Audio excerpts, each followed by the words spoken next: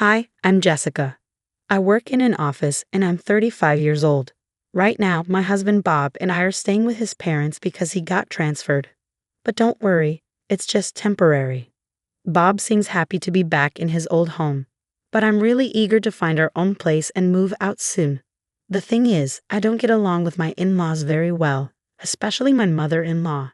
She's always been a bit mean, but now that we're living together, she's even tougher to deal with. Jessica, why haven't you gone shopping yet? You missed the early sale at the supermarket. You're not very good at shopping efficiently, are you? I forgot to mention, I work from home with permission from my company, but I still have to work during the weekdays. So I don't have the chance to go shopping during the supermarket's early bird sale time. Mom, I've told you many times I work during the day, so I can only go shopping after 5 p.m.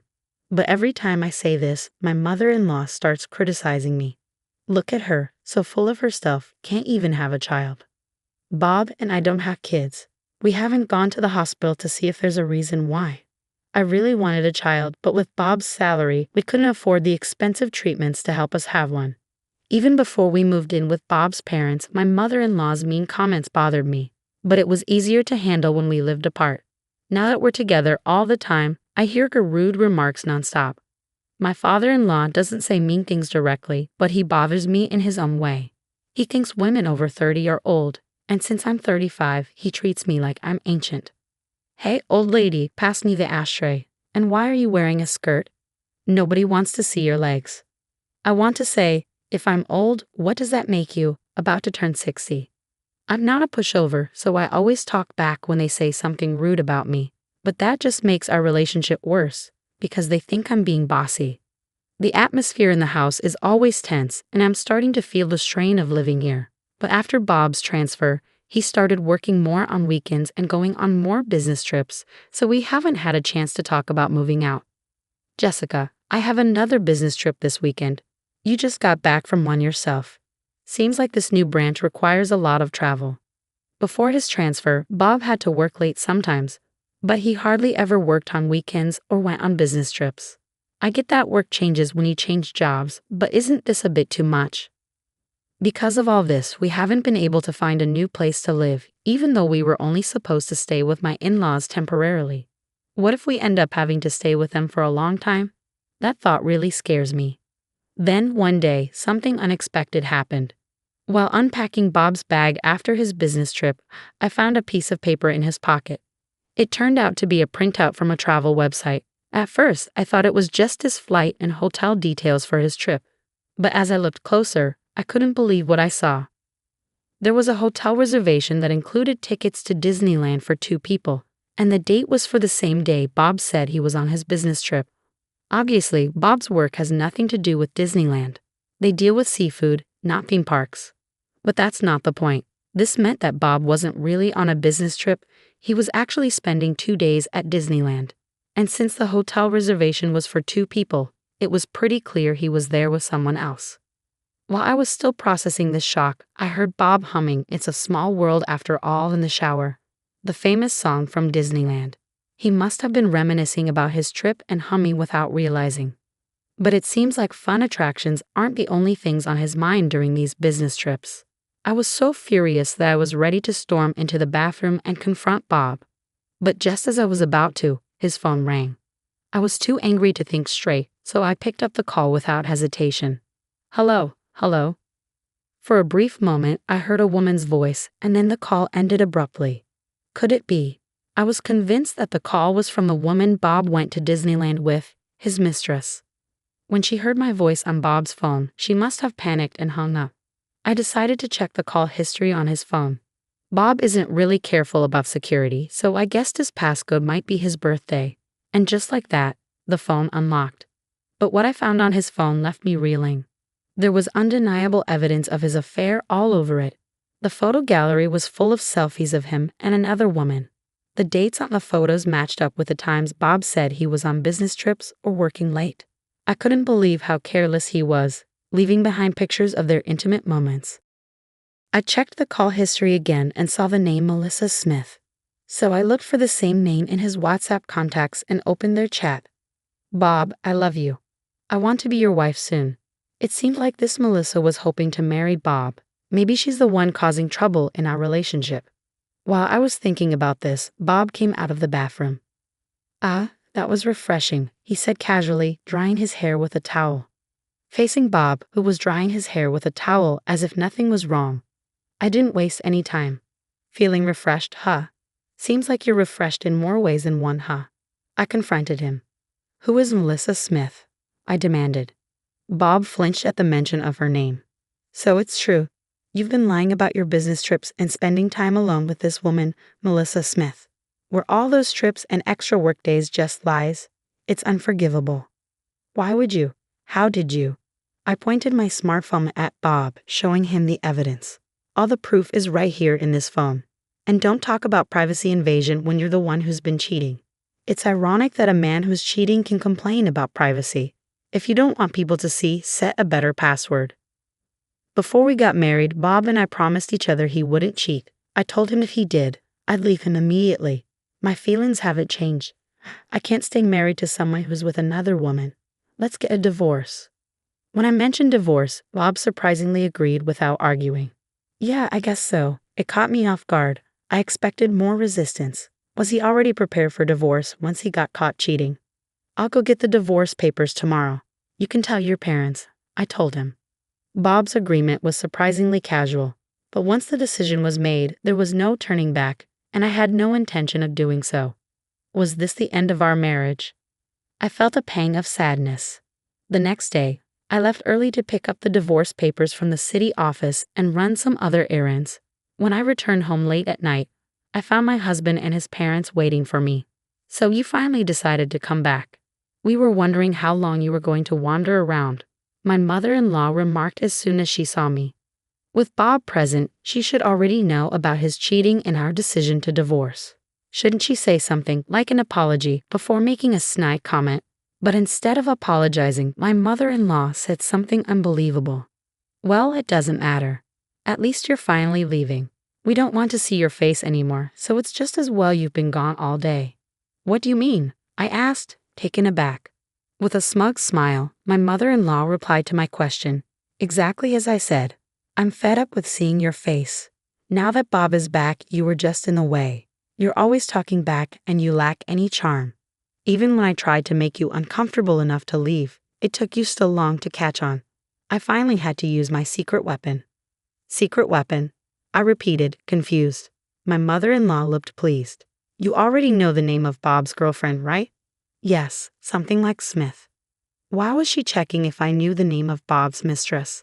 You see, I have a friend from my book club, Mrs. Smith. Her daughter is such a well-mannered, charming young lady. She's 10 years younger than you, only 25. At that age, she can have kids easily. Then my mother-in-law dropped a bombshell. So I introduced Mrs. Smith's daughter to Bob. Excuse me? I was shocked. I never expected my mother-in-law to say something like this to me. "Are you saying, mother-in-law, you arranged Bob's affair?" "Oh, arranged sounds so scandalous. I simply introduced them," she replied proudly. I couldn't believe that a mother would encourage her own son to cheat on his wife, and she was so proud to tell me about it. What a terrible mother. Well, I had no other choice. Bob is our only child. We need him here. I would have even accepted you as my daughter-in-law if you'd had children. But all you did was work, never giving us any grandchildren," she continued. Beside her, my father-in-law nodded in agreement, so he was aware of his wife's actions. "Do you understand? A 35-year-old woman who can't even have kids is no longer necessary. If you get it, then hurry up and leave," my mother-in-law said triumphantly, pointing at me. After a moment of silence, I replied, "I understand your perspective very clearly. I'll leave as you wish. I'll take all my things with me." "Oh, please do. I doubt you have much to take with you anyway. Do you need help moving?" My mother-in-law laughed. Even though she didn't know it, I would have the last laugh. "No, it's fine. Don't worry about me. Everything's already arranged." Huh. My mother-in-law looked surprised since I wasn't crying or upset. "Besides, mother-in-law, I'm well aware that you were helping Bob cheat on me." "What?" Bob asked in a panic. "So, what did you expect? That I would let you cheat behind my back and not say anything to the other woman?" "I made sure to note down her phone number when I checked your phone yesterday," I said calmly. Melissa was quite surprised when I called her and said, I'm Bob's wife. I'd like to meet with you. Apparently, you've been lying to her, claiming that you're single. I set the record straight. Bob, my mother-in-law, and my father-in-law were all stunned. They never expected me to take such decisive action in just one day. Melissa found out that she was the other woman in your affair, and she was really upset. And Mrs. Smith was furious too. Bob, your mother, and you, father-in-law, she even talked about suing both of you for marriage fraud. I couldn't help but feel for her. So I promised to assist her in any way I could. What? Bob was visibly shaken, and my mother-in-law was in the same state. Considering the ordeal Melissa went through, I've chosen not to seek any compensation from her. Instead, I'll increase the amount I'm demanding from you, Bob, and you, mother-in-law and father-in-law. Compensation.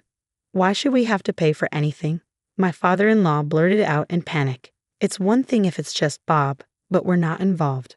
He seemed to expect his son to face consequences for his actions, but they never imagined they'd be held accountable too. You think you can benefit without facing any consequences? That's not how it works, I replied. Actually, you are involved.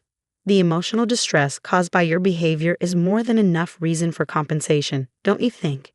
As I said this with a smile, my father-in-law fell silent. And let's not forget what I do for a living. I work at a law firm. Why don't I consult with my boss, the attorney, and see just how much we can squeeze out of you in compensation?